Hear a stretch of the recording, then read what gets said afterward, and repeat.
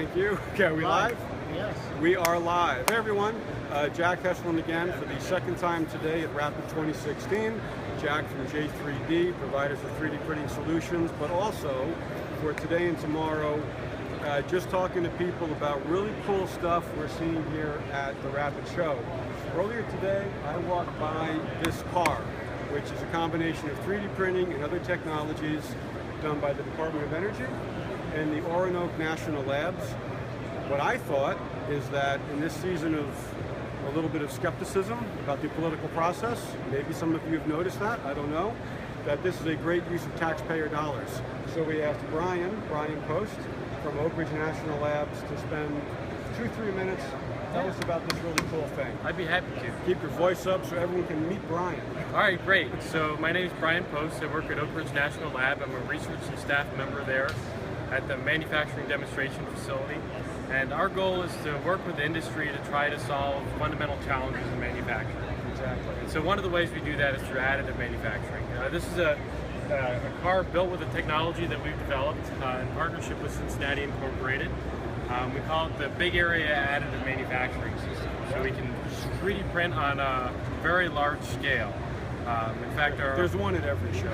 It happens. But the size of our printer right now is 8 feet by 20 feet by 6 feet tall. That's a printer. Yeah, it's a big printer, and we can print at about 80 to 100 pounds of material an hour. Wow. So a car like this that you see behind you, this is our big PUV printed utility vehicle. It weighs something around 3,800 pounds, and it took about 20 hours to print all the components. And then we worked with a couple local companies to Knoxville to do the finishing. The vehicle integration was done by our National Transportation Research Center, which is right next door to us. So we're studying vehicle technologies here and how they can change the way we use energy. Yeah, the way we use it. So this is an example, if I understand it correctly. Once I saw this, I read some of the web write-up. An example of how we reevaluating how we create energy, store energy, and use energy. That's correct. Is that correct? Yeah. So at the same time, we printed a house.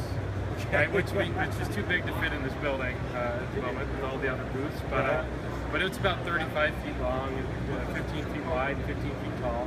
It's about 30,000 pounds, but it has solar panels on the roof, and it has a recycled Fiat energy storage system. So it's the battery that came out of a Fiat electric vehicle goes in the house, so you can store solar power from the day in that battery, and then if your car is low on energy, you can use the wireless power transfer to charge the car.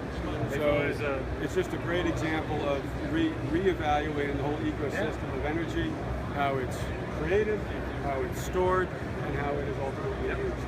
And I liked it because, as I said, I don't know, maybe none of you know this, but there's something going on called the election. It's creating a lot of cynicism, a lot of hard feelings.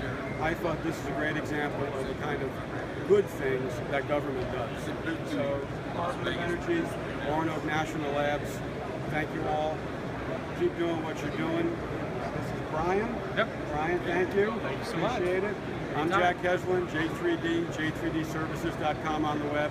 I guarantee there are people you know who want to know about this.